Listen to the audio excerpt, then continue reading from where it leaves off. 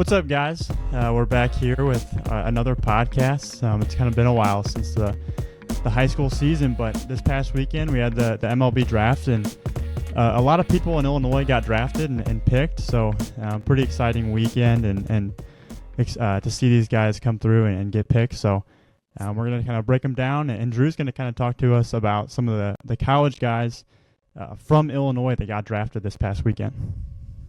Thanks, Kevin. I think the first one we need to talk about here is Ben Hess. Really, really cool to see him go off the board. He was our former number one overall prospect in the 2021 class coming out of Charleston, Illinois. I'll never forget the first time I saw him it was at a Peoria winter ID when he was, I think, a sophomore in high school, sitting in the low 80s, and to see what he's become and what he did at Alabama and turn himself into the 26th pick overall by the Yankees is really, really cool. So I think that's the first one. Anytime you can get a first rounder from Illinois, I think that's a really impressive feat. And we've had that coming out of Illinois here the last couple of years with guys like Quinn Priester and Dylan Head and certain guys like that, Ed Howard. So that was the biggest, Illinois draft product coming out of this year's draft. Right behind them were two high school guys. But before we even talk about the high school guys, going through some of these college guys like you talked about, Gavin, Jackson Kent, Sam Antonacci, two guys that got drafted, two guys we were really familiar with out of high school. Sam Antonacci was a former future gamer, left-handed hitter, went to Heartland, won a national title with Heartland, then went to Coastal Carolina. And midway through the year, towards the end of the year this year, I know he was leading the country in runs scored, had a great year for Coastal, and then he gets picked here in the 5th round by the White Sox. So staying close to home with the White Sox organization. Really happy for Sam. Jackson Kent, left-handed arm out of Lake Park, helped lead Lake Park to the state finals when he was in high school. Goes to Arizona, ends up being a 4th-round pick by the Washington Nationals. He was picked 108, left-handed arm, really good arm that we saw a lot of. I remember seeing him at a college camp when he was a freshman or a sophomore, pitching in the low 80s and circling his name because it worked right and you knew more velocity would come. I can't say that I thought he'd be a 4th-rounder, but I knew I liked him. I knew I liked the upside.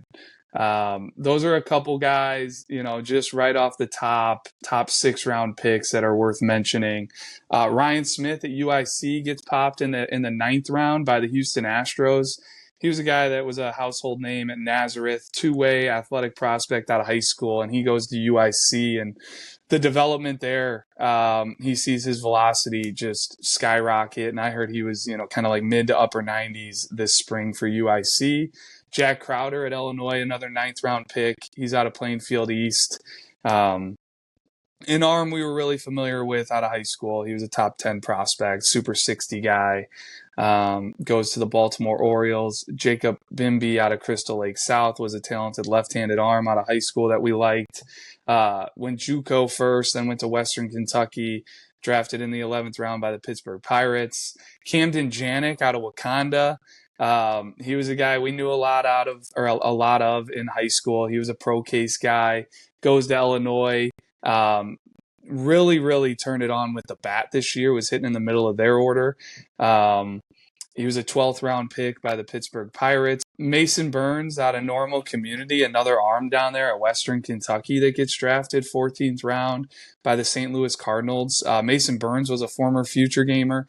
So it's really cool to have this track record and this history on a lot of these college guys that, we maybe haven't seen them in 2, 3, 4 years, whatever it may be, but to look back and see what they were in high school, see what they are now, and to see their hard work pay off and get drafted and go into pro ball is really, really cool. So those were just a couple names I had. I'm sure I probably missed a couple guys on that list. So if anybody else had any other college guys they wanted to mention.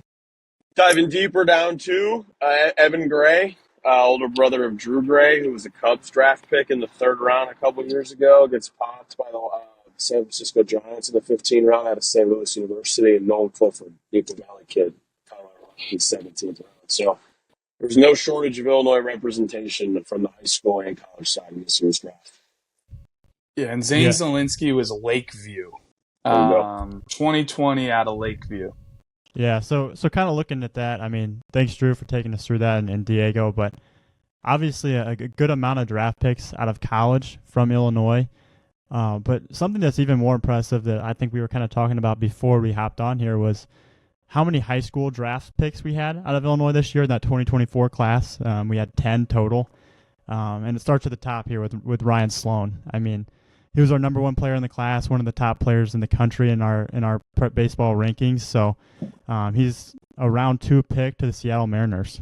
Yeah, and that's probably one of the better spots to get drafted if you're an arm. Just looking at what the Mariners do from a player development standpoint, like if you take a look at their starting rotation in the big leagues right now, like I think 4 out of the 5 guys in that rotation are all homegrown kids. So really good spot for Ryan just in terms of player development landing in Seattle.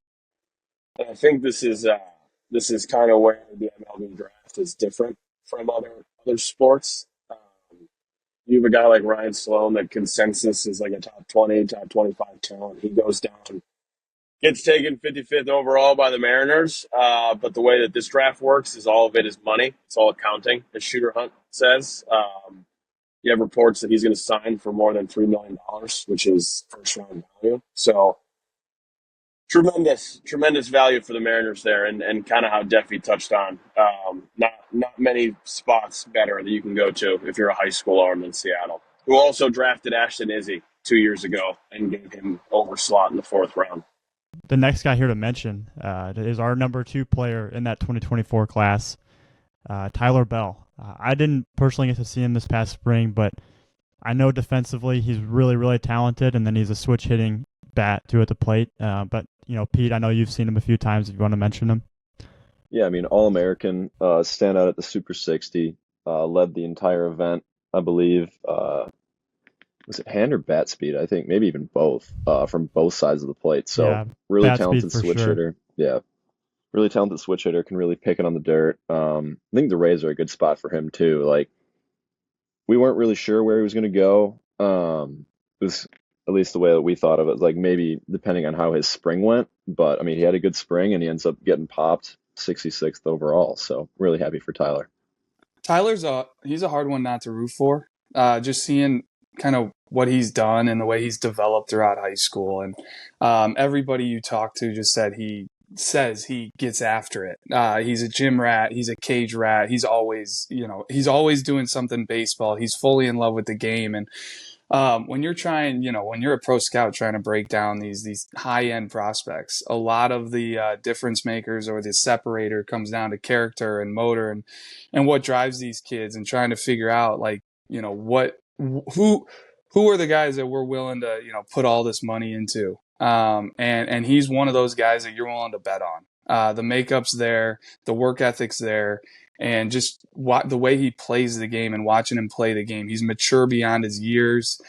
He's been a varsity starter for a long time over there at Lincoln Way East, and he has turned himself into this prospect and this draft pick, and I can't wait to see what the future holds for him and how he climbs that ladder there. You mentioned he was an All-American last year, and everyone was kind of in our inner circle was the talk of the town. And then the day after the All-American game, he's at the Rock playing at 8 a.m. with his Cangelosi Sparks team.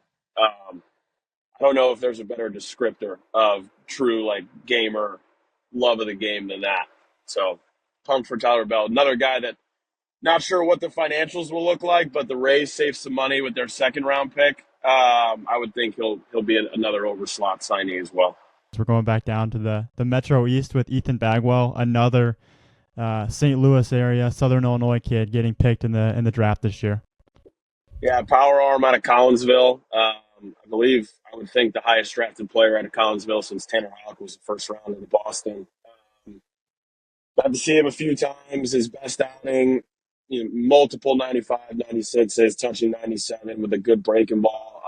Fastball has really good characteristics behind it. And you guys touched on development with Ryan Sloan, Seattle. Also on that short list of highly touted development prospect or organizations from a pitching standpoint is the Atlanta Braves, who took Owen Murphy in the 1st round in 2022. They popped Bagwell here, I believe, in the 5th round, 6th round. Yeah, I got him 91st 6th overall. round, pick 191. Yep. Big physical kid, Missouri commit. So happy for Ethan. Great spot. Yeah, and moving down to Brendan Tunnik. He's one of the exciting ones out of this draft for me, just being a small town kid. I mean, he was a 1A school up there in the Quad Cities area at Newman Central Catholic, and he got picked in round 8 by the Dodgers. He's a really good left-handed bat. He's got one of the prettiest swings in the class, probably. And he's just an athlete, really strong kid. He runs a well sub 760. I don't know exactly the time. Well below 7. It's probably a 6'6". Good mover in the outfield too. But no, Brendan Tunnik is a really talented player. I know he found a lot of success for his high school team, and we've seen a lot of them over the past couple of years. He was a Super 60 kid as well. But no, Tunnik's a good player. Looking at Dorchies, round 10 to the Brewers. Cary Grove kid. He's a right-handed arm. Really good frame on him. Pete, I know you've probably seen him a few times if you want to touch on him. Yeah, and I know Deegs has seen him too, but yeah, high upside, right-hander, really lean frame. The arm really works. What is he? You can get in the low 90s. I'm sure Deegs will tell you more about how the Brewers like to stick with that younger, like, high school mold, but no, I think that's a good spot for Ethan there. Kind of want to go back to Tunnik real quick. You want to talk about a story. He was a kid that came to one of our summer events. We had never heard of him. Just a summer open event, I believe in June of 22. He comes out, puts on a show in BP. We take him to the future games. He was awesome there. He hit a homer, commits to Notre Dame, small town kid, leads his high school team, is 1A state finals. They bump up to 2A, takes him back there again. He had a ridiculous junior year. He comes to the state games on a pro case team. Pretty good metrically across the board. Awesome Super 60. Pretty left-handed swing. A lot of clay to work with. And again, we're talking about these high development teams. Very few teams across the league, if any, better than the LA Dodgers. So if you're talking Dorchies, the Brewers have drafted really well in this area of the country the last couple of years. They popped Bishop Letson last year out of Indiana. Very similar to Dorchies, long, lanky build. Fits the model. They draft off a model. He's young for the age. A lot of clay to work with there. Another arm coming out of the Fox Valley to get drafted. Bobby Miller, Quinn Priester. Same high school as Quinn Priester. So two upside names to watch there late on day 2 from Illinois. Yeah, and then kind of moving down here, just a couple more names that I'll kind of spurt off here from guys. They got drafted from rounds 12 through 20. Jude Warwrick out of Downers Grove North. He's round 12 to the Tigers. Sir Jamison Jones out of St. Rita was round 15 to the Nationals. Nate George from Minooka, was round 16 to the Orioles. Cooper Malamazian out of Naz was a round 17 pick to the Brewers, and then Henry Brummel from Pontiac was a round 20 pick to the Brewers. But Drew, I'm going to kind of turn this to you quick. I don't know if you want to mention anything about how some of these guys were on our first pro case team at last year's state games. No, I think that's a really looking at all these players that got drafted, Gavin. I think it's one of those things we look back on and you can kind of touch on, where did we see these guys? What events did they come to? And there's some really cool trends in this year's draft. Just looking at one trend that I love is last year's state games, which was in its second running. This year we're going into the third running of the state games. But last year was the first year we added a pro case team, and we wanted to bring some high-level 2024s. They get to showcase. They get to play 3 games, let some pro scouts see them. And on that team, we had Brendan Tunnik, we had Henry Brummel, we had Cooper Malamazian, and we had Jude Warwrick. That's 4 drafts. Ethan Dorchies. I'm sorry, that's 5. So we had 5 guys on that. I'm writing Dorchies' name in here so I don't forget. Tunnik, Brummel, Malamazian, Warwick, and Dorchies on that pro case team of the state games. So that's just looking back on it and looking at that team. Did I think we were going to have 5 drafts out of high school on that team? No. But that's one really, really cool trend about some of these guys and where we got to see them and what events they attended. This year's Super 60, it had 4 draft picks. It had Tyler Bell, Brendan Tunnik, Sir Jamison Jones, and Cooper Malamazian.